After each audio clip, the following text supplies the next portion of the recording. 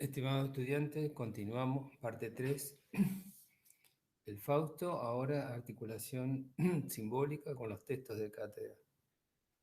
Una referencia para trabajar, ligado a la segunda parte del libro de Fausto, donde Fausto, eh, hace mención a un alquimista, Paracelso, donde quiere crear un hombre, un homúnculo, ¿sí? Un pequeño, hombre pequeño sería, ¿no?, la traducción. Este hombre pequeño, digamos, en esta escena de Fausto, bueno, aparece irrisorio, ¿no? Sería como alguien de probeta, pero como en una probeta, pero en pequeño, es un hombrecillo. No puede salir de la probeta. O sea, hay algo de la ironía, de la impotencia de la ciencia en el acto de creación y aparte, digamos, bueno, lo acompaña hasta que después logran en otra escena liberarlo, bueno, a través de la magia, todas unas cuestiones sucesivas, ¿no?, de desaciertos, como Mefistófeles haciendo ese juego irónico y sarcástico en todo tiempo. Pero ¿qué nos interesa recuperar de esta escena del Fausto, ¿no? Esta cuestión contemporánea, ¿no?, que aparece de época, con Mary Shelley, ¿no?, esta poetisa, escritora, que escribe Frankenstein, ¿no?, o El Nuevo Prometeo. Es el título de la obra originaria, Frankenstein, o El Nuevo Prometeo, donde hace referencia al mito de Prometeo en el prólogo. Hay que leer el mito de Prometeo, trabajar el mito de Prometeo y articular Frankenstein, que sería de alguna manera también, digamos, en esta sucesión, en esta cadena asociativa, el golem que ustedes estuvieron trabajando a partir de Borges, ¿no?, el mismo personaje. Para esto, digamos, para trabajar estos mitos de la modernidad, que son dos los mitos que, digamos, se recuperan y constituyen la escena de la modernidad, ustedes pueden leer, o van a leer, mejor dicho, si tienen la disposición, la buena disposición, del libro Epistemología, Mitología y Psicoanálisis, el capítulo 4.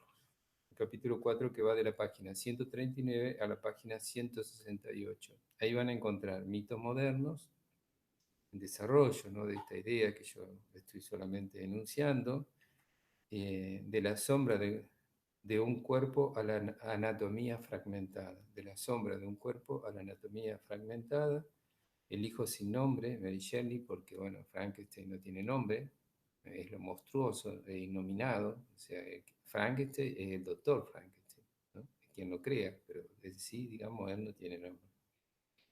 Mary Shelley lo ubicamos en este contexto, 1797-1851.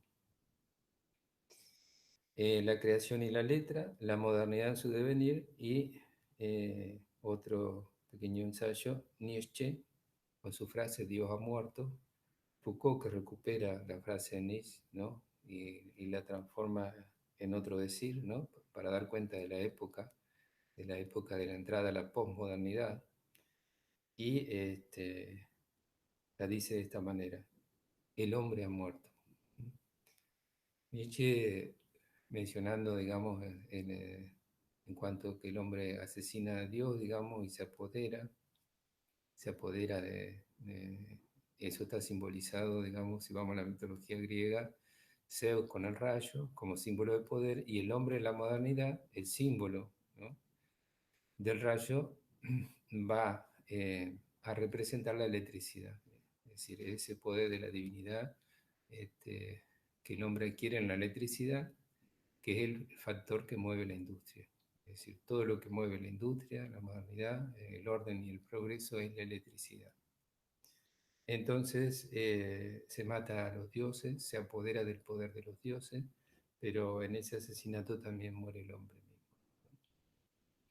Y bueno, con Foucault tienen, digamos, para trabajar cuestiones, digamos, ligadas al poder y a la verdad.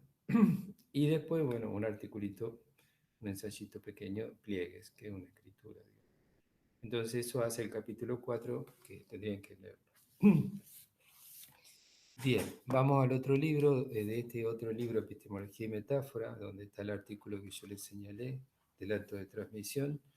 yo les voy a trabajar en este video 2 artículos de este libro Epistemología y Metáfora.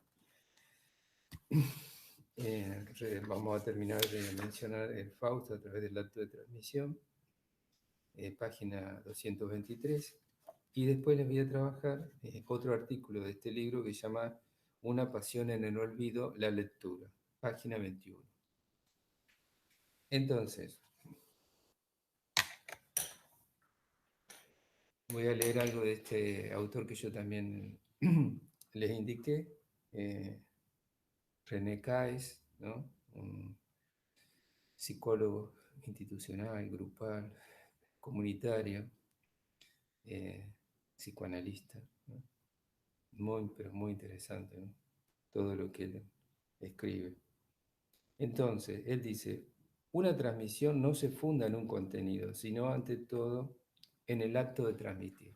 El acto de transmitir, es decir, una transmisión es un acontecimiento, algo acontece.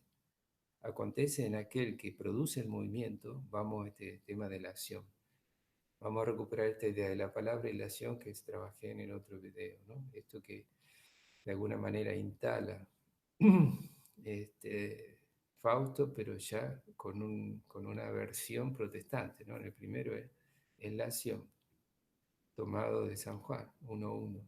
Primero es el verbo, porque el verbo es el que genera la acción. Ahora bien, pero directamente el Fausto, ¿no?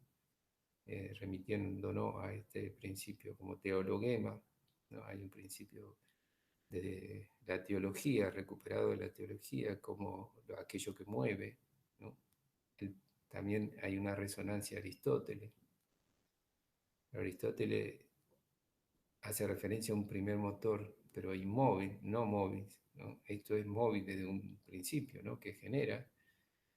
Después hay que leerlo en clave psicoanalítica, que es lo que genera en la pulsión, tenemos que trabajar el concepto de pulsión, es lo que genera todo movimiento, es lo que mantiene vivo y en movimiento al sujeto, algo que no cesa de moverse, ¿no? La pulsión.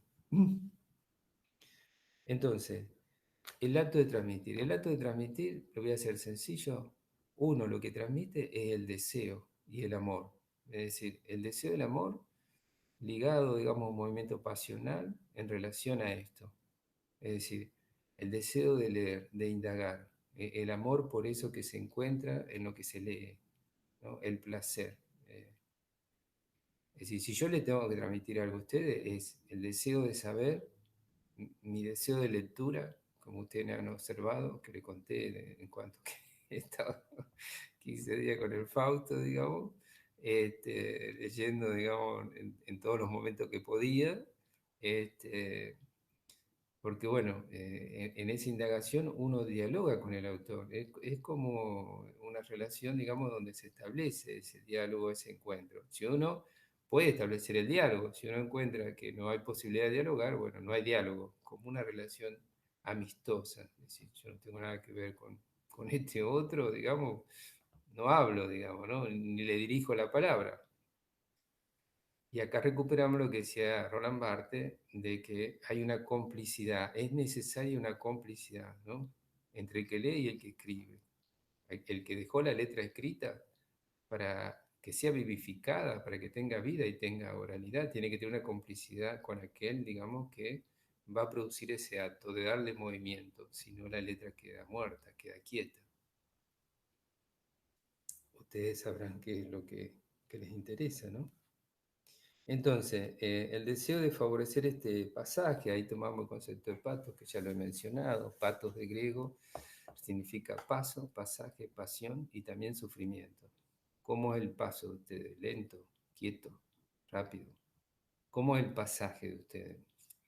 Ahí están las pasiones del ser, ¿no? Que siempre estamos recordando. Es un pasaje ligado al amor, ligado al odio, ligado a la ignorancia como una estructura del desconocimiento, no es una noción despectiva, digamos, o que desvaloriza, no tiene esta connotación, sino que tiene una connotación estructural, digamos, en relación a lo que organiza, digamos, un no querer saber, un rechazo, una resistencia, de no querer enterarse, de no acercarse a una verdad, es una actitud defensiva, digamos, ¿no? Hay un temor ahí. Y les voy a leer, digamos, que está a pie de página la cita. Lo pueden leer ustedes en la página 226 del texto, dice Caes. Freud pone dos vías de transmisión. Una pasa por la cultura. Esto ya se lo he dicho, pero ahora me gustaría leérselo. Y por la tradición. Y su soporte es el aparato cultural y social que asegura la continuidad de generación en generación. La otra está constituida por otra parte, esa parte orgánica de la vida psíquica de las generaciones ulteriores. Las prohibiciones llegaron a ser una parte también integrante de, de ese, de ese inconsciente, digamos, que se transmite de generación en generación. Entonces tenemos dos vías que señala René Caes, esta, digamos, de lo social, del lazo social, y otra de la singularidad, ¿sí? De la ontogénesis y la finogénesis, al decir de Freud. Bueno, de esta manera entonces el primer acto de transmisión, en el primer acto de transmisión hay un desconocimiento. Uno no conoce todo lo que transmite. ¿Por qué? Porque en la emoción, digamos, que es lo que mueve, esa pasión, ese sentimiento, transmite, digamos, algo de la verdad, ¿sí? Que el otro lo puede leer de una u otra manera. Pero en sí, digamos, lo importante es ese movimiento que produce en el alma del otro, un alma que mueve a otra alma. Y vuelvo a leer acá, dice, no solamente a partir de lo que es falta y falta se organiza la transmisión, sino a partir de lo que no ha venido, lo que es ausencia de inscripción y de representación. Esto tiene que ver con la pulsión que ya vamos a tratar de trabajar. O de lo que en la forma de encriptado, ¿no? Acá tenemos los misterios, las metáforas que también vamos a trabajar, está en esta sin ser inscrito. Resulta que quizás es lo que escapa a nuestra voluntad, ¿no? Como voluntad consciente, y a nuestra actividad de representación donde se efectúa lo esencial de la transmisión. En todo caso, también la ausencia de la prohibición, ¿sí? Hace imposible la representación. Porque bueno, también digamos, si hay una ausencia de prohibición, hay algo del deseo que no se inaugura, ¿no? El juego de la fantasía, ¿no? Esto de ficcionar, conjeturar, lo propio de la ciencia del psicoanálisis, ¿no? La ciencia del psicoanálisis es un acto de conjeturar y un arte de conjeturar, porque está, ¿sí?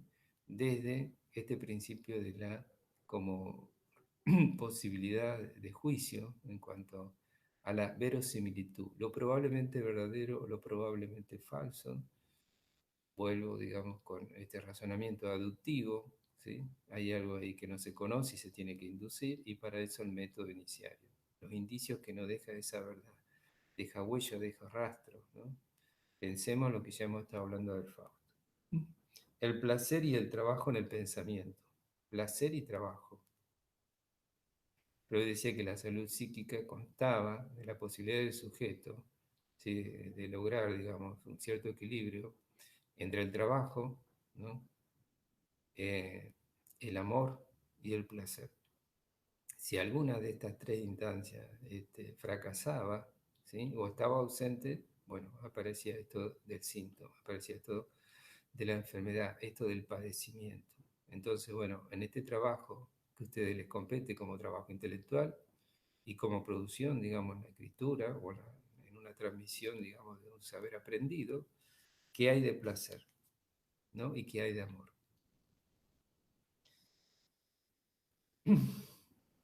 Sigo leyendo acá a pie de página. Dice, si los procesos psíquicos de una generación no se transmitieran a otra, no se continuaría en la otra. Cada una estaría obligada a recomenzar su aprendizaje de la vida. ¿Se imaginan ustedes? Se disuelve una generación, pero esto lo pensamos en la cultura, una cultura que es disuelta. Piensen ustedes el efecto de la posmodernidad o postmodernidad en la deconstrucción, esta gran invención, digamos, de Mefistófeles Derrida, con su gramatología, donde, bueno, en esta confrontación con Heidegger, decide no deconstruir, sino el concepto originario alemán es destruir, destruir el ente, destruir la materialidad. ¿Y qué queda? Queda devastada la cultura, queda totalmente devastada. Para llegar a sus eficacias, las disposiciones psíquicas heredadas deben ser estimuladas, ¿no? Deben ser estimuladas. Es decir, eso que se ha heredado, digamos, como disposición psíquica, ¿no? Eso ligado al deseo, al amor, a la pulsión, a la pasión, digamos, si no encuentra la posibilidad simbólica, ¿no? Esa energía, si no se le da una posibilidad simbólica, bueno, eso hace que el sujeto quede en estos dos destinos que señalaba Borges, para volver al maestro Borges, que a fantasmas, ¿no? O alienarnos.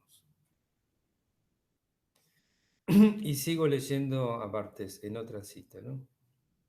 La carta siempre llega a su destino, ¿no? Esto hace referencia a Alan Poe, ¿no? A la carta robada, que después lo vamos a retomar en otro video. Ante sí, él no ha sido instituido, aunque no haya sido instituido por el emitente, es decir, por más que uno lo ponga remitente, llega, a pesar de que en el correo, en la época que se mandaba cartas, yo soy de la época que se mandaba cartas, si uno no le ponía un remitente, el correo devolvía, digamos, o sea, no podía devolver, al contrario, no podía devolver. El remitente permite que se devuelva al destino de donde salió. Sin remitente, esa carta estaría como perdida. Pero sin embargo, digamos, lo que se está diciendo es que llega a destino, ¿no? La huella sigue su camino a través de los otros hasta que un destinatario las reconoce como tal. Es decir, todo esto que estamos haciendo, de la cátedra, todo lo que propone la cátedra, los videos, la lectura de Fausto, algún destinatario tiene. Uno no sabe cuál, pero uno lo produce, digamos, desde el anhelo, desde el deseo que haya un destinatario, que haya alguien ahí detrás, escuchando, moviendo, produciendo un movimiento, ¿no? Generando un movimiento en su alma, en su espíritu, ¿no? Digo esto en el término también etimológico de psique, de psiquis, en relación de que psique remite a esto, a alma, ¿no? Un soplo que genera un nuevo viento. Hay un no futuro en las nuevas generaciones si éstas abandonan estas huellas, ¿no? Esto es mío, es una escritura en relación al texto. Ya salí de Barthes, digo de Caes. Ese resto que queda en lo originario perdido, es decir, el resto, lo que queda como resto de una cultura en relación a otra y que nosotros estamos recuperando, bueno, lo estamos tratando de leer y recuperar en las obras clásicas. O sea, no es solo la literatura por un principio de la literatura, sino estamos buscando, digamos, las huellas de lo originario de una verdad encriptada en la metáfora. Y eso lo encontramos en los mitos y en los textos clásicos, ¿no? El Fausto de Goethe nos favorece en ese sentido. Legado de la sangre, acá estamos, este tema de la sangre, en cuanto que la letra, digamos, se encarna o entra por la sangre, pero en un sentido metafórico, no en cuanto a violencia. Y por sucesión jurídica. ¿Por qué digo por sucesión jurídica? Bueno, porque hago referencia a la ley en relación al nombre del Padre como metáfora del nombre del Padre, que después voy a explicar en otro video, y a la ley mosaica como estructura de toda la cultura judeocristiana, más allá de que ustedes tengan algo de afiliación a una creencia o no, digamos, es lo que estructura la cultura. Vuelvo a repetir lo que dice Graves, Robert Graves. No importa cómo los hombres piensan a los mitos, sino cómo los mitos se piensan en los hombres, ¿no? Hay algo de lo que estamos hablando antes, que viene desde un inconsciente filogenético que atraviesa a las nuevas generaciones, por más que los sujetos en su singularidad conscientemente lo rechazan. Es más, cuanto más lo rechazan, más se afirma. De esta manera, lo que se transmite entonces es el afecto y la representación de la pulsión. Eso sí es cita de Caes. Lo que se transmite es el afecto, ya está claro. La representación de la pulsión. Esto es la representación de la pulsión, es un tema para desarrollar a lo largo de toda su carrera. Pero le dejo, ya voy a retomar el concepto de la pulsión en otro artículo, ahora, inmediatamente. Algo vamos a avanzar. Entonces, nuestra propuesta, digamos, es retomar esas huellas, esta es mi escritura, a través bueno, de las letras clásicas. Clásico, es decir, puede ser un autor contemporáneo que es clásico. Es decir, estamos trabajando Borges porque es un clásico. Es contemporáneo, pero es clásico, digamos, ¿no? Hay una verdad que él instauró, que dijo en lo que escribió y que es reconocida mundialmente. No, no es, digamos, no está ligada solamente a un grupo cultural, a un sector cultural, a un lugar de contexto cultural o geográfico cultural. No, está reconocido, digamos, a través de todo el mundo y en diferentes idiomas. Entonces, algo hay que escuchar de eso, ¿no? Y bueno, y la propuesta de esta cátedra es una propuesta estética, ya se habrán dado cuenta, si lo virtieron, pero también una propuesta, digamos, ligada al placer de la lectura y de la escritura. Por eso los talleres de lectura y escritura, ¿no? Ahora bien, lo dejo después ustedes revisen ese texto de la transmisión y me interesa trabajar, articular este otro texto, que es un texto, digamos, que es un poquito complicado, porque tiene muchas categorías para trabajar, que es Una pasión en el olvido de la lectura. Voy a ir abriendo el texto, voy a leer algunas cosas y las voy a ir resignificando o significando para el que no la leyó.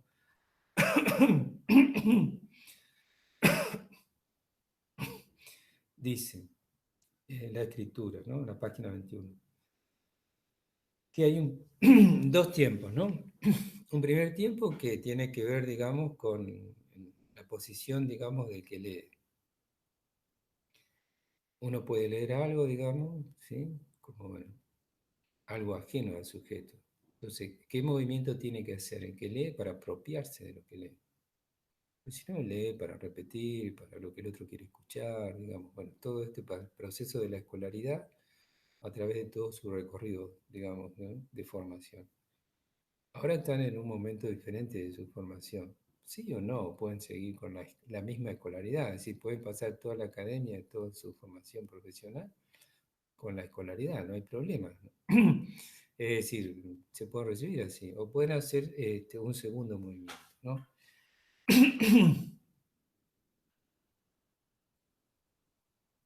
Dice, el segundo tiempo, ¿no? Que tiene que ver con la lectura. Dejemos ese primer tiempo, ¿no? Que es ajeno al propio sujeto, ¿no? Es un acto como voluntario e involuntario, ¿no? Y dirigido desde un otro y para un otro ajeno. Entonces, en ese segundo tiempo dice, en donde el lector se torna reflexivo, ¿no? Hay una pausa ahí. Y ya hay una complicidad, volviendo a Roland Barthes, ¿no? Ya hay una complicidad. Y por lo tanto, estudiante. Deformación del significado de la palabra latina studere. Acá vamos, para que ustedes vean la importancia del tríptico de etimología, la gramática y el mito, ¿no? Vamos con la etimología. Deformación del significado de la palabra latina studere y su sustantivo estudio. Los romanos utilizaban la palabra discipuli, pero discípulo, o sea, uno dice discípulo, pero en verdad, digamos, más correcto, la traducción es aprendedor, el aprendedor. Haciendo una revisión etimológica, nos remitimos al oro griego es udaxo, ¿no? Cuya matriz viene del verbo studere. Siendo así, el aprender es un oficio, ¿no? El oficio de aprender. Ya le estamos dando una categoría de tecné. En el tríptico tecné, doxa y episteme. Ese saber supuestamente vulgar que dice la etimología clásica que ustedes traen de la doxa, necesitan una tecné, es decir, la lectura es una tecné, necesitan un arte de leer, ¿sí? Una creatividad en el leer, para que ese leer se transforme después en una episteme, en una escritura, ¿no? Que pueda, ¿no? Dar cuenta de esos momentos anteriores, de ese pasaje, cómo se hace ese pasaje. Ahí están los talleres de escritura como posibilidad ofrecidos para ustedes. Implica un esfuerzo, es una etapa, ¿no? Que abre un nuevo tiempo y un espacio en la vida de un sujeto. Podemos jugar así entonces con estas referencias. Supone que el ingreso a la academia, en ese momento de ingreso, tenemos aprendedores y pasaron del primer tiempo al segundo. Si no, tenemos lectores repetidores. Pero si están en una actitud reflexiva, ya tenemos aprendedores. Quieren aprender, tomar algo, ¿no? Aquellos que se van a aprender también de algo, ¿no? O sea, que quedan prendidos, o sea, quedan tomados también de aquellos que leen, para que se establezca un diálogo. Entonces, quedan prendados unos de otros. Y ahí yo retomo en este artículo esto que hemos trabajado, ¿no? En el Fausto, en el otro artículo de la autotransmisión, ¿no? Yo digo, en un principio, o en el principio, ¿no? Es la palabra, recuperando el San Juan. Dice, bueno, para romper con la lógica binaria, ¿no? Referenciamos al poeta de los tigres. ¿Quién es el poeta de los tigres? El maestro Borges, ¿no? Porque, bueno, los tigres es el animal totémico en su escritura. Todo un tema para trabajar, pero bueno, lo trabajaremos en el taller de Borges. Entonces, ¿qué es lo que nos decía Borges? El olvido es la más fiel de las memorias, lo cual coincide totalmente con el psicoanálisis. Ahí está el tema, punto de encuentro entre la escritura de Borges y la escritura del psicoanálisis. El olvido es la más fiel de la memoria, es decir, tenemos, digamos, una memoria inconsciente, las huellas némicas. Es decir, aquello, digamos, que se reprime, digamos, parece olvidado de lo racional y lo consciente, no es así. Mantiene su vigencia siempre y cuando siga el nexo, la catexis, la carga, digamos, emotiva, emocional, el afecto.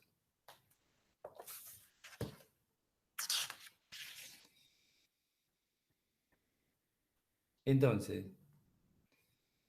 la lectura es un paso necesario. Ahí volvemos sobre este tema de la pasión, el pato que ya le mencioné, la pasión de ser, es decir, qué movimiento de la pasión de ser se activan ustedes, el odio, porque de pronto es una lectura que le genera odio, una pasión, digamos, que lo que ustedes leen, digamos, le genera un movimiento de querer destruirlo, matarlo.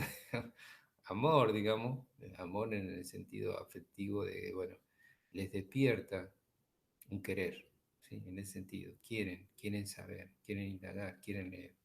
O la ignorancia, ¿no? Lo ignoran, digamos, no tienen ningún interés. Entonces, vamos a Barthes, que Barthes plantea el héroe del lenguaje, ¿no? Fíjense, pasamos de primero la palabra, veníamos de nación, transmutada en nación, son todas variantes de lo mismo, digamos, ¿no? Son todos sesgo del mismo principio. El maestro Roland Barthes habla del eros del lenguaje, ¿no? Eh, bueno, yo desarrollo un poco ahí eso, no voy a leer, simplemente voy a mencionar. Dice, también es necesario decir que la verdad no muestra su rostro directamente, se desvela solo en el velo de la metáfora. El velo de la metáfora es un velo, que es necesario, porque la verdad es algo terrible, nadie soporta la verdad. Entonces, la estética hace posible que esa verdad, digamos, se pueda transmitir, se pueda comunicar. Desde el marco del psicoanálisis estamos invitados, no, estamos también invitados, sí, pero la escritura no es invitada. Estamos habilitados y habitando una pulsión, ¿no? En especial la pulsión invocante. Bueno, y acá voy hacia la pulsión. Primero lo que hay que decir de la pulsión es mucho lo que hay que decir en uno de los conceptos fundamentales del psicoanálisis. Lacan lo toma, digamos, los 4 conceptos fundamentales en su escrito, en su seminario, la pulsión. La pulsión, vamos a hacer un señalamiento mínimo, tiene, en cuanto al movimiento, lo que veníamos de movimiento, se le dice voces. Podemos pensar en movimiento, pero tiene 3 voces la pulsión. Lacan agrega 2 pulsiones más a las que ya había trabajado Freud, que era la pulsión escópica, la mirada, ligada a la mirada, y la pulsión invocante, ligada a la palabra. Vamos a tener que esta constitución de la subjetividad, hay una pulsión que liga más a la subjetividad femenina y hay otra que liga más a la subjetividad en la posición masculina. Piénsenlo en ustedes, se lo dejo como interrogante, qué pulsión liga más uno a otro. Bueno, de la pulsión invocante es la que vamos a trabajar. También la pulsión de la mirada está en juego porque está ligada al invocante, ya que estamos hablando de la lectura, ¿sí? Lo que da para hablar la lectura y también la escritura. Entonces, de las voces tenemos tres, que es pasiva, reflexiva, activa. Tríptico, otro tríptico, ¿no? El terreno de los trípticos. Para que ustedes vean que pasamos de una lógica binaria a una lógica tríptica. Si nosotros tuviésemos una lógica binaria, diríamos pasivo, activo. Pero la pulsión tiene tres. Hay una intermedia, reflexivo, que no es un detalle menor, porque todo el paradigma, o sea, el modelo investigativo de Freud, como modelo de estructuración clínica, y de ahí después se desprenden los otros modelos, en relación a ese movimiento de la pulsión, a esa voz de la pulsión, a la pulsión reflexiva. Es decir, el activo, digamos, el que busca, el pasivo, digamos, el que es encontrado, ¿no? En el campo de la mirada, el activo el que mira, el pasivo el que es mirado, porque bueno, percibe que es mirado pero no mira, y el reflexivo es el que produce el movimiento, el que se hace mirar. Y tiene los dos, contiene los dos. Es pasivo en cuanto que no lo hace directamente y es activo en cuanto que lo está provocando. Ahora, piensen ustedes cuál es la estructura clínica que está ubicada ahí, en ese movimiento reflexivo. Se los dejo como interrogante. De los tres tiempos, ¿no? Entonces, yo después articulo el mito de Aracne en relación al lenguaje. ¿Por qué? Porque el maestro Roland Barthes, me gusta decirle maestro a quienes se los merecen. Maestro Freud, maestro Lacan, maestro Roland Barthes, maestro Goethe, ¿sí? Más allá, digamos, de las diferencias que uno puede tener, son maestro Borges, y así sucesivamente. Es un acto de reconocimiento. Maestro Cáez.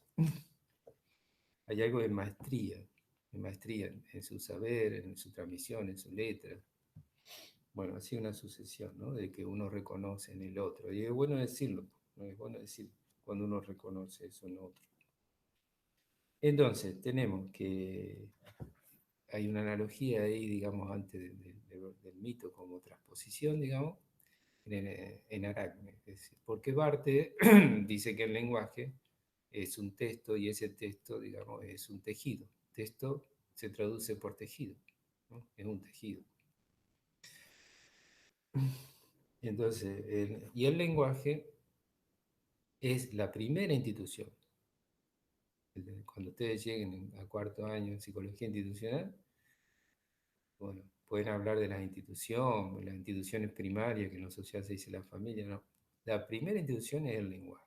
El lenguaje nos sobredetermina, nos espera, nos habita, ¿sí? Y ahí habitamos nosotros. Por eso es importante la lengua materna, el tema de la lengua materna, que es todo un tema en el psicoanálisis, porque ¿cuál es la lengua materna de Freud? Les voy a contar una experiencia de un viaje. Yo fui a una universidad de México, a Morelia, y a editar me llevó Borges, a editar el seminario de Borges. Entonces, uno de estos, cuando hablando de este tema, digamos, le preguntaba a los colegas psicoanalistas, ¿cuál era la lengua materna de Freud? Y se le preguntaba, digamos, esperando la respuesta, digamos, que uno cree que es pertinente. Y ellos me decían el alemán. Y había muchos que habían estudiado alemán para leerlo a la letra y la traducción a Freud. Y yo decía, no, no es el alemán. Él está en Alemania, aprendió el alemán, pero no es el alemán, es decir, es el hebreo. Si toda su estructura epistémica se relaciona con la gramática hebrea. Y esto me miraban, aparte, bueno, no podían aceptar eso, porque había, digamos, colegas que habían estudiado alemán para traducir a Freud y ya tenían un lugar destacado en el imaginario y en la representación de esta comunidad científica psicoanalítica, digamos, ¿no? esto que trabaja eh, Kuhn, digamos, ¿no? Es decir, cómo los grupos eh, producen, digamos, poder, digamos, y generan Thomas Kuhn. Lo van a ver en epistemología y lo vamos a revisar. Y determinan qué es ciencia y qué no es ciencia. Entonces de pronto yo estaba haciendo una ruptura ahí, señalándole que no, había que pensar de otra manera, porque en alemán era el contexto, es decir, después de la diáspora del pueblo hebreo, está en todo el mundo el pueblo hebreo, y adquieren la lengua de todos los lugares donde están, pero ellos siempre vuelven y se sostienen. Bueno, habría que hablar de la historia hebrea, es muy interesante porque ellos se sostuvieron como pueblo, digamos, a través de la lengua hebrea, de la lectura de la Torá. Es lo que los mantuvo unidos siempre, la lectura de la Torá, ¿no? Y el estudio de la Torá. Pero ahí en la lengua, la transmisión de la lengua, y la verdad que está en la lengua. Bueno, no quiero digregar. Estos temas, bueno, son apasionantes, ¿no? Ya veo que me escuchan del otro lado, me miran. Esto que dice el profesor es tan aburrido. Bueno. Entonces, para esta faena recurrimos a un maestro, ¿no? Roland Barthes. Yo acá, digamos, está el espíritu y estoy dialogando con Roland Barthes en este artículo, ¿no? Barthes nos dice, la lengua obliga a pensar de una determinada manera. La lengua obliga a pensar de una determinada manera. Es decir, en la lengua, es lo que les dije antes, la lengua tiene una estructura epistémica. La etimología y la gramática nos ayudan a entender la estructura epistémica. De ahí el tríptico, etimología, gramática, ¿sí? Y mitología, porque nos ayudan a pensar, es decir, a entender cómo pensamos. Y de ahí la lógica epistémica. Es decir, cuando yo pregunto, puedo preguntar desde una lógica binaria, desde una lógica tríptica, cuaternaria, o rizomática, holística, o puedo responder desde ese lugar. Si yo respondo desde ese lugar o escribo desde ese lugar, es más difícil. Si alguien tiene una lógica binaria, está buscando verdadero o falso, ¿sí? Eh, blanco-negro, y le es más difícil comprender, porque el autor está posicionado en otro lugar, y entonces para entenderlo tiene que acceder a la lógica en la cual está escrito. Esto no es un detalle menor, porque en el momento que ustedes hagan clínica o accedan a la clínica, si van hacia el psicoanálisis, si tienen que abordar la psicosis, que es otra estructura, la estructura de la neurosis, generalmente estamos habitados a aquel que ha hecho todo un recorrido simbólico y más de lo social e institucional, con todo lo que tiene que pasar y todo lo que tiene que sufrir, las prohibiciones y las aceptaciones más. Si no está en la neurosis, bueno, difícil que, digamos, que haga todo ese trámite. Tiene que poder entender, digamos, esa otra lógica que se instaura en la psicosis. Recuerden que Lacan hace un avance en la teoría del psicoanálisis para poder entender eso que inaugura la escuela inglesa, un reconocimiento de la escuela inglesa, que es un abordaje donde Freud, digamos, una continuidad donde Freud se detuvo, que es en el orden de la psicosis. Y para poder entender la feminidad, para otro movimiento que Freud, digamos, se detuvo, digamos, ¿no? O sea, no es que se detuvo, sino que hasta donde pudo llegar en relación a la psicosis, hasta donde pudo llegar en relación a la feminidad. Vamos a pensarlo así, en esos términos. Entonces, tenemos dos orígenes en cuanto a esto de la lengua, ¿no? Uno en relación de lo biológico, que eso, digamos, no lo vamos a desarrollar. Lo pueden ver en otra cátedra si trabajan toda la foniatría y demás, pero bueno, en los diálogos con los fonodiólogos siempre me llamó la atención que ellos dicen que en el aparato, en la posibilidad de hablar, de los fonemas para articular, el sujeto cuando nace tiene la posibilidad de todos los fonemas, pero luego que va escuchando, ¿sí? Para reproducir la lengua que va escuchando, se le van acortando las posibilidades de mención de fonemas que están en otras lenguas. Entonces dice, Roland Barthes habla de la figura de Robinson Crusoe, que es una novela que tal vez, no sé si tienen referencia, pero bueno, Robinson Crusoe, alguien que está en una isla solo.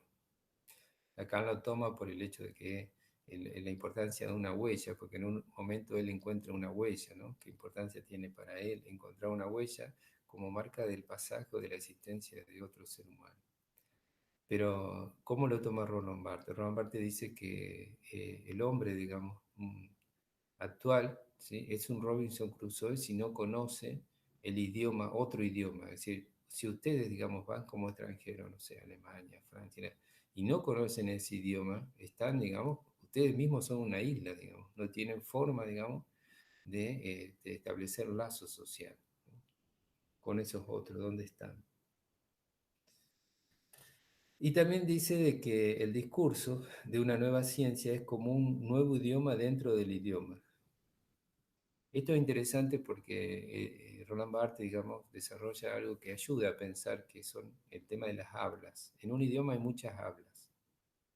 Eh, Le doy un ejemplo antiguo que ya lo di porque no quiero dar ejemplos actuales para que no se generen movimientos de pasiones. El lunfardo, me voy al lunfardo, ya está. El lunfardo era un habla que pertenecía a un grupo, que quedó, digamos, enlazada a ese grupo, el lunfardo, digamos, ligada al tango, ligada a los marginales, algo que, bueno, Borges no, por ahí alguna palabra toma para mencionar algún personaje, es decir, un personaje, pero no toma en sí el lunfardo. Él es muy cuidadoso con la letra y la palabra, digamos, lo puede referenciar y reconocer como perteneciente a un grupo. Y es un habla que se instala, o los dialectos que se instalan dentro de un habla, si ustedes van a algunas regiones de un país. ¿Cuántas hablas hay en Italia si recorren Italia, ¿no? Eh, Aparte de este idioma, digamos, que se supone oficial, que es, bueno, supuestamente tomado de Florencia, cuando eran todos estados dentro agrupados, digamos, en conflicto, peleándose, bueno, toda la historia de Italia. Y las diferentes hablas, para pensarlo dentro del psicoanálisis que nosotros podemos ligar, son las escuelas. Freud instala un habla con la escuela vienesa, ¿no? Su escuela. Luego la escuela inglesa reformula ¿no? El decir del maestro, e instala otra habla, que es toda la producción simbólica de la escuela inglesa. Luego la escuela francesa, sobre todo en la figura de Lacan, es decir, los maestros fundadores y que nuclean, Melanie Klein en la inglesa, Lacan en la francesa, instala otra habla, ¿no? Y ustedes van a ver que se habla, digamos, en lacaniano, digamos, ¿no? Lacanés, dicen algunos, es decir, es un grupo que tiene un habla, ¿no? Con las categorías propias. Entonces se intercambian con esas categorías. Otro que no conoce que tiene que ver esa categoría, que referencia queda afuera, ¿no? Y también tenemos el habla americana, la escuela americana, ¿no? Ahí en esa escuela americana tenemos la hija de Freud cuando se traslada a Norteamérica, bueno, cómo se desarrolla ahí en ese contexto. Entonces, luego vuelvo a mencionar lo de la lengua en relación a Freud. En relación al tiempo, ¿no? El tiempo es mítico, es en el origen perdido, como todo origen. Es decir, el psicoanálisis postula esto, que todo origen es ficcional, todo origen está perdido, por lo tanto hay que reconstruirlo. Y también ahí ubicamos el psicoanálisis. El psicoanálisis reconstruye un sueño. El sueño está perdido. Entonces, en esa elaboración, digamos, que dice una verdad, lo que queda como resto, entonces viene la reelaboración. ¿Sí? El trabajo de reelaboración, recuperar algo de ese resto, ¿no? Esta imagen que da Freud del arqueólogo, recupera un fragmento pequeño, tal vez un jarrón, y lo reconstruye a partir de lo que recupera. Hay algo de verdad que puede sostener como andamiaje al resto. Esto que se inventa se reinventa, ¿no? Y la escritura hace ese juego. Entonces tenemos esta posibilidad, ¿no? De alienarnos o afantasmarnos, dice el maestro Borges. Si nos alienamos, nos fantasmamos, digamos, bueno, sobre todo si nos alienamos, nos quedamos excluidos, ¿no? Porque hay un otro, ¿no? Que nos dice y nos da su verdad y uno se somete a eso. Entonces, un nuevo susurro de la ciencia.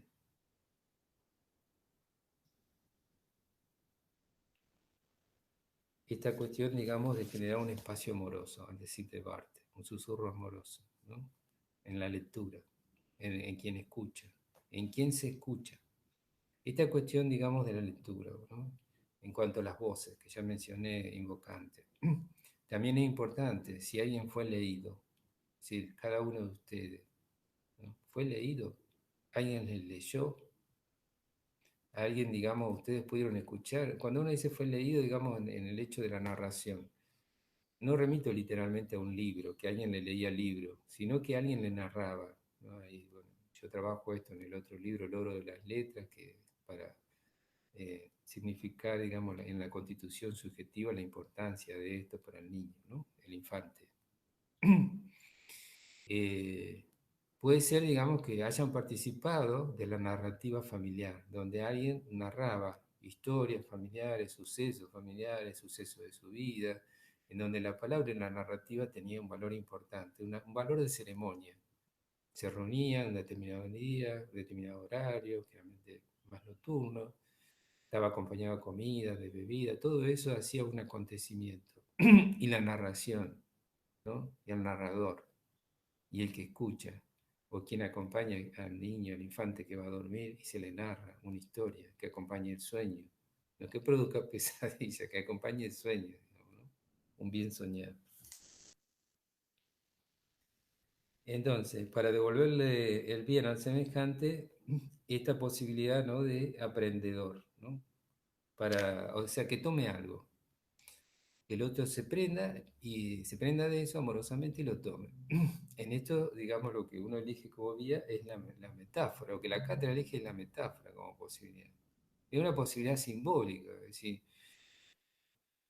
nadie de la cátedra quiere, digamos, que se establezca esa transferencia en el orden imaginario, es decir, con el docente. No, el docente no importa acá. Lo que importa, digamos, es la escritura, digamos, lo que queda, digamos, lo que va a quedar como resto, lo que le deja el material simbólico, ¿sí? Eso es lo importante en la transmisión, lo que queda como resto. No la figura de quien lo transmite, porque la figura puede ser cualquiera, digamos, ¿no? Que lo esté transmitiendo, pero sí, digamos, está en la singularidad cómo lo transmite, o lo que transmite en lo que transmite, digamos, ¿no? Y lo que queda de él, digamos, en este caso la letra, y en la letra la metáfora. Entonces, en el orden de los objetos que nos ocupan, ¿no? La metáfora, ¿no? Como experiencia metodológica, esto lo vamos a desarrollar, es la vía metodológica, porque el psicoanálisis es la vía de la metáfora inconsciente, no es la metáfora consciente, racional de la literatura, sino que es la metáfora del psicoanálisis como estructura del inconsciente, y es una vía metodológica, ¿no? Porque todos los fenómenos que va a abordar el psicoanálisis son fenómenos metafóricos, ¿no? Sueños, chistes, lazos, actos fallidos, síntomas. Entonces ahí, digamos, hay que eh, aplicar el tríptico de la hermenéutica, la heurística y la exégesis. Vieron que la exégesis es sumamente importante, porque en el Fausto, sin exégesis no se puede leer el Fausto. Si todo el tiempo está referenciando, digamos, las escrituras, sobre todo el Antiguo Testamento. Del Nuevo Testamento poco, ¿no? Poco y nada. Entonces, la metáfora produce un acontecimiento en el sujeto, una producción de subjetividad cuando éste la puede expresar, y la puede expresar cuando la incorporó, ¿no? Cuando entendió su estructura también. Por eso, el trabajo de los talleres de lectura y escritura es también para favorecer eso. Es necesaria una lectura irrespetuosa, ¿no? Esto es en referencia a Barthes, que interrumpa el texto, ¿no? Porque el verdadero texto lo va a escribir la subjetividad de ustedes. Ahí su subjetividad es el que tiene que escribir el verdadero texto, y ahí está la instancia de la producción de subjetividad. La escritura tiene que tener esta intencionalidad de la producción de subjetividad, ¿no? Hacia eso vamos, ¿no? Que sean ustedes, ¿no? Singularmente, en nombre propio, en estilo propio. Y esta mención, digamos, también a Barthes, que dice que hay que leer levantando la cabeza.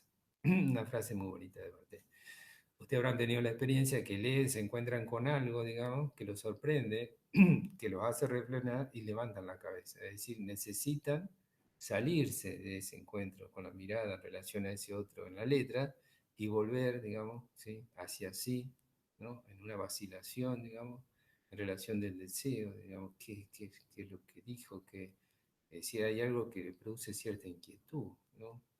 Acerca de ese decir, que los provoca, que los invoca. Podríamos decir entonces que se trata de una verdad lúdica, de recuperar el juego de la lectura y habilitar el juego de la escritura. Y leo lo que está transcrito de Roland Barthes. Dice, no hay verdad objetiva o subjetiva de la lectura, sino tan solo una verdad lúdica. Y además, en este caso, el juego no debe considerarse distracción, sino trabajo, ¿no? Volvemos a la escena infantil. El juego es un trabajo, si uno lo hace con placer, ¿no? A este juego, pero está haciendo un juego de lectura y de escritura.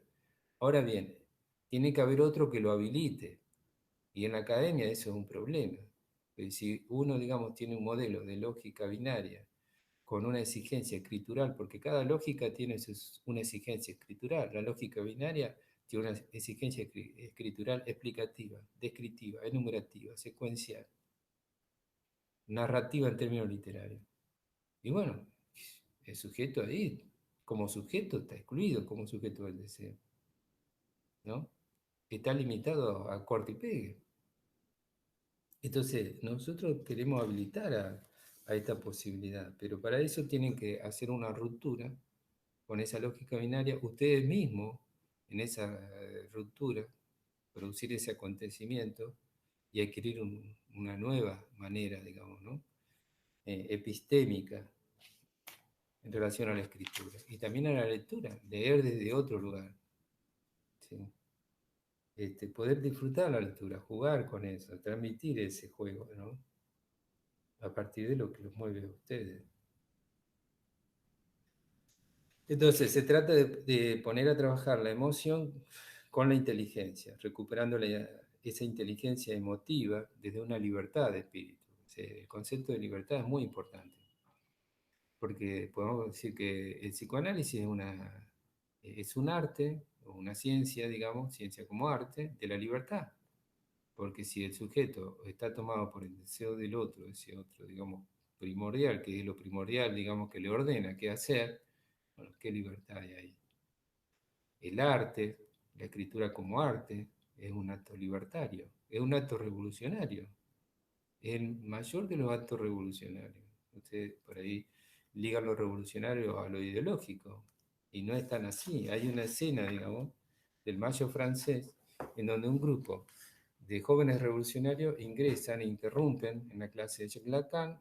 Eso está, digamos, filmado, lo pueden buscar, está, creo que en YouTube lo encuentran. Lo insultan al maestro, lo interpelan como un burgués, bueno, con toda una categoría ideológica, ¿no? De la afiliación de los jóvenes. Entonces, creo que hasta uno le arroja agua. Y él dice, bueno, si ustedes buscan un amo, un nuevo amo lo van a tener. Bueno, ahí, digamos, la cuestión no se resuelve, quedó, digamos, en esa lógica binaria, en una dialéctica. Pero, ¿por qué le dice esto? Si ustedes buscan un nuevo amo, lo van a tener. Bueno, piénsenlo. Entonces tenemos, parte se pregunta, ¿qué es leer? ¿Mm?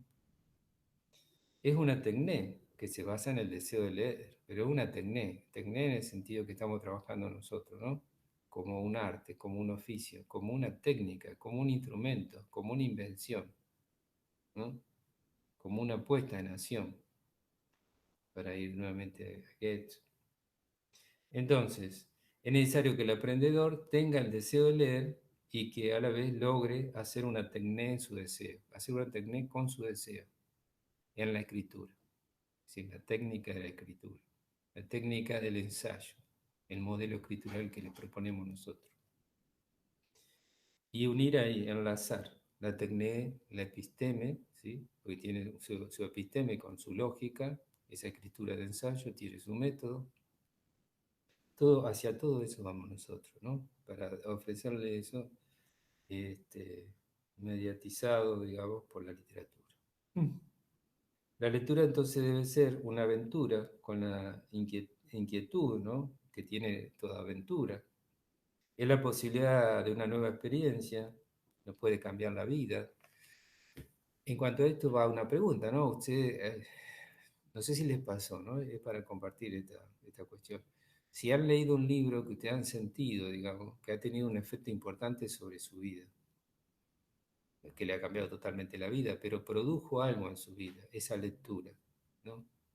Que un acontecimiento, ¿no? En lo particular, eh, yo recuerdo cuando era adolescente, digamos, de pronto me encontré con un libro me pasaron, porque yo no era de andar indagando en los libros, tenía otros modelos, digamos, existenciales. Y acá me encuentran ustedes ahora, ¿no? Pero bueno, tenía otros modelos existenciales, para ser alusivo y evasivo a la vez. Eh, y de pronto me encuentro que alguien me pasa que ya ni recuerdo quién, un texto, un libro. Y yo en ese momento me acuerdo que no tenía nada que hacer, me puse a leer, digamos, y me sorprendí, no podía dejar, no lo dejé al libro hasta que lo terminé.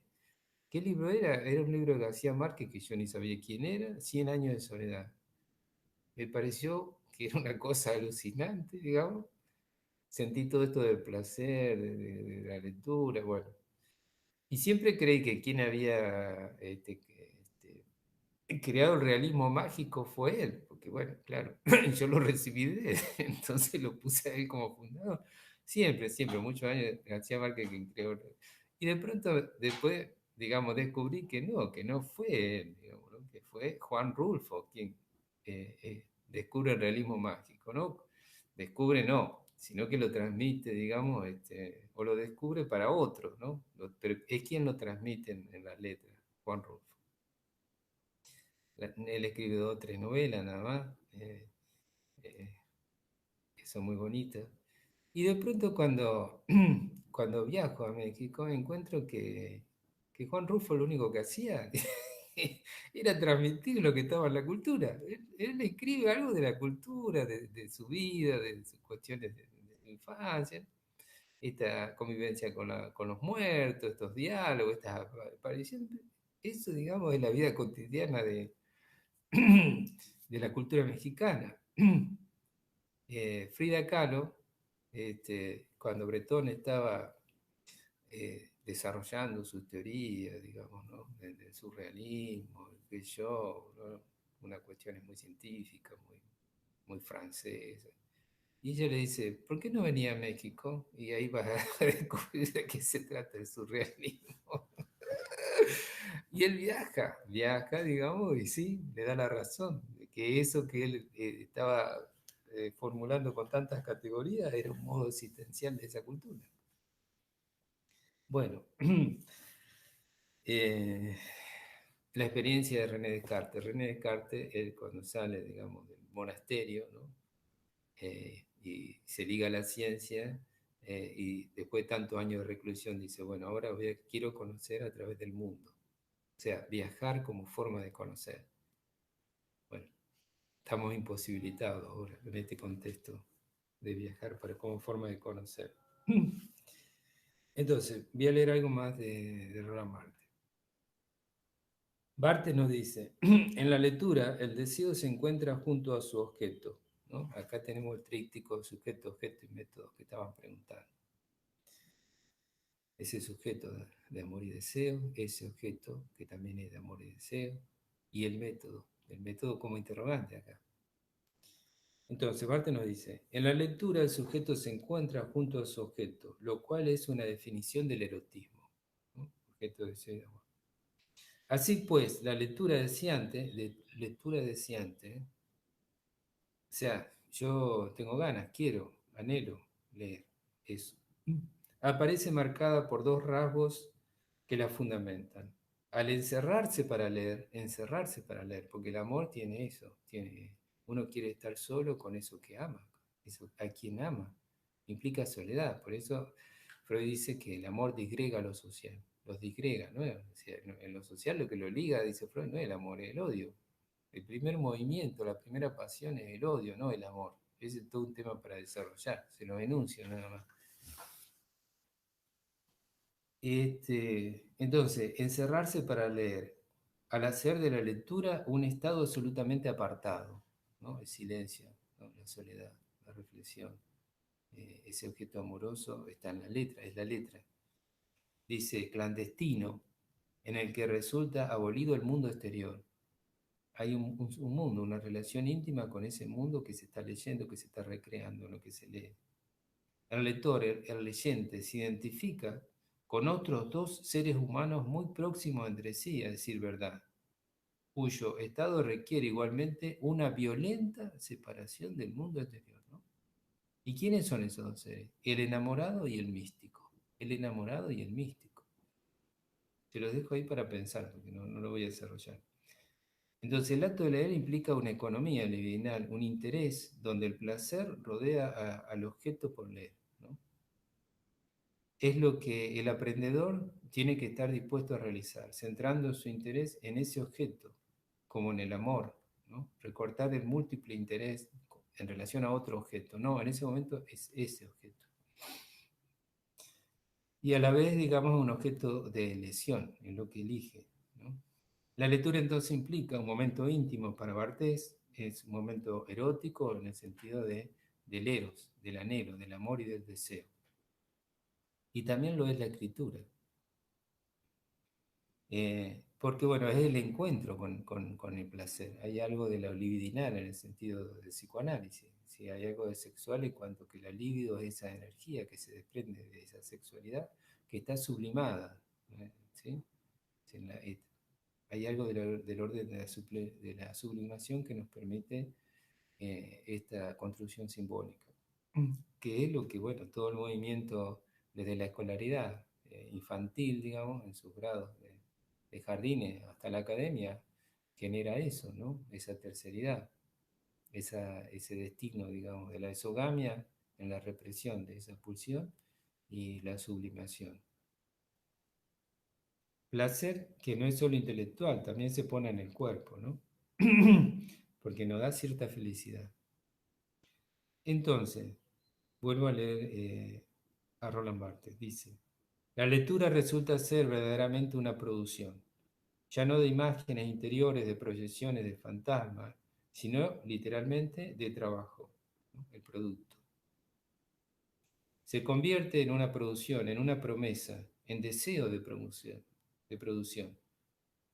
Y la cadena de los deseos comienza a desencadenarse hasta que cada lectura vale por la escritura que engendra.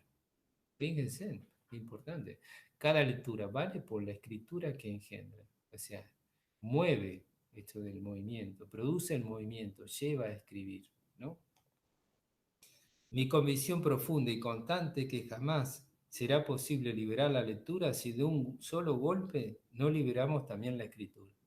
Es decir, taller de lectura y escritura. Por eso nos acompaña Roland Barthes, donde fundamentamos ese movimiento. Si hay que darle un fundamento simbólico, se busca un maestro como referente, que es lo que se suele apelar, ya que siempre, digamos, las singularidades suelen ser interpeladas, digamos, ya que nadie reconoce a otro en el lugar de maestro. Vanidades, vanidades. Bueno, ya que etimológicamente texto es tejido, ¿no? Y tenemos esta metáfora de la red. Una red, digamos, en la cual hay que dejarse atrapar, digamos, y red que también atrapa al inconsciente, a ese pez del inconsciente. Bueno, yo acá menciono las tres heroicas porque en ese momento de este año que fue publicado este libro, mayo de 2017, hace bastante ya, ¿no? 4 años. En esa época nosotros teníamos tres heroicas. Habíamos hecho Heroica 1 y después habíamos hecho dos más que las habíamos hecho virtuales, porque queríamos, digamos, no teníamos dinero para imprimir. Había dificultades burocráticas para que a través de la facultad se imprima. Entonces decidimos hacer toda la escritura digital y ofrecérsela digital para poder trabajar ¿no? con los estudiantes. Luego, digamos, yo me hice cargo de imprimir yo. Y, digamos, tuve la posibilidad de que la facultad me reconozca uno de los textos y me lo imprima, que es el de etimología, literatura y psicoanálisis. Pero bueno, no había, digamos, presupuesto para imprimir todo el material, era mucho, muy abundante. Entonces, bueno, uno sí, entonces tuve esa posibilidad de ese reconocimiento, ya hay uno impreso. Y bueno, y los otros están circulando por, bueno, el esfuerzo, digamos, más propio. Y termina este artículo, y ya, digamos, lo libero, eh, de Roland Barthes, termina con una mención a Roland Barthes. Dice, el griego interrogaba, ¿no? Dice, con pasión, sin pausa, el susurro de las hojas, de las fuentes, del viento, en definitiva, el estremecimiento de la naturaleza, ¿no? Interesante para ligarlo a Goethe con lo que estuvimos trabajando. El estremecimiento de la naturaleza, para percibir en ello el plan de una inteligencia. Esto también lo ligamos a Goethe, ¿no? Con lo que veníamos trabajando, porque Goethe habla del espíritu de la naturaleza, el espíritu de la naturaleza, que él va a ubicar al final, en su frase final, que se las leí, de su texto, del Fausto, eh, el inmortal femenino, ¿no? Ese principio él lo liga con un principio inmortal femenino, lo cual, digamos, bueno, es todo un interrogante también, ¿no? Dice, y en cuanto a mí, es el estremecimiento del sentido lo que interrogo al escuchar el susurro del lenguaje. Ahí hay que pensar esto del enunciado y la enunciación que aporta el psicoanálisis, ¿no? Es decir, un enunciado como un susurro, ¿no? Pero que lleva una enunciación, lleva un misterio ese susurro, un interrogante, un enigma. El susurro del lenguaje, ¿no? Ese va a ser el título del libro del cual yo tomo esta cita, El susurro del lenguaje. Un libro bellísimo, Roland Barthes, si lo pueden leer. Entonces, de ese lenguaje que es para mí, hombre moderno, mi naturaleza. ¿Sí? Ese lenguaje es para mí mi naturaleza, ¿no? Esta referencia a Robinson Crusoe. Robinson Crusoe va hacia otro tópico, va hacia otros lugares, con otras lenguas y otras naturalezas. Mi naturaleza la define mi lenguaje. Fíjense, vamos a las hablas, ¿no? Esto de las hablas, para hacer una mención más geográfica, topológica y regional. Si ustedes van a Córdoba, el habla del cordobés, ¿no? No está ligada a su lenguaje. Si van al norte, a Santiago del Estero, ¿sí? Al Chaco, a la Puna, van al sur, no hay tonos, no hay modalidades, no hay flujos, no hay movimientos que reflejan el espíritu en las cadencias, en los ritmos, en los susurros del lenguaje.